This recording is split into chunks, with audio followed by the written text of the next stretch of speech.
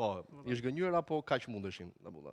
I zgënjur nuk mund thua sepse Kosova po luante ndaj një ekipi të mirë si Turqia, që edhe ata kishin kohë që nuk marrin pjesë në botërore. Koeficienti i vështirësisë ishte goxha i lartë, dhe me atë që pam, në fushën e lojës, as Turqia nuk u kujdes shumë në thonjza për bukurinë e lojës, por dhe ata donin vetëm rezultatin, dhe atë që donën e arritën. I zgënjur mund të jem më tepër për Shqipërinë se sa për Kosovën. Po, unë për të dyja e kisha, domethënë, por që okay. Kishim një kundërshtar shumë më dobët se sa që kishte Kosova, kundërshtarin, në një gjendje jo të mirë, në ditë jo të mirë.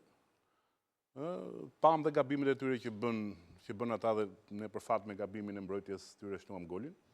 Por duke ditur që jo për merit tyre do thoja unë, por për mefësi tonën, ne as nuk e mbajmë dot rezultatin, as nuk e thellojmë dot. Dhe kjo është zgënjimi, kupton, sepse për mua në këtë moment, këtë Poloni nuk e gjen dot më.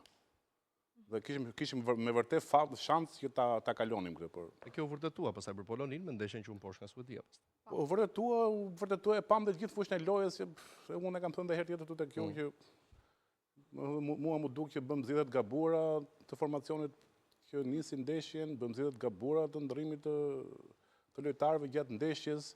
Kishim vendosur lojtarë gabim në jonë pozicionet e tyre të dura, kështu që kur bën shumë gabime rresht.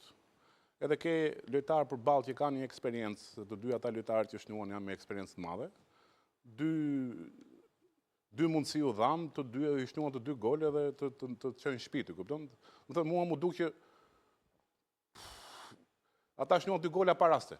Domethënë fituan ndeshjen vetëm me dy raste të dala nga hiçimi, kupton, domethënë nga asgjëja. Ne kishim më tepër raste, por për fat keq ne nuk kemi aq aftë të shnojmë. Edhe do ikën në shtëpi kur nuk shnon.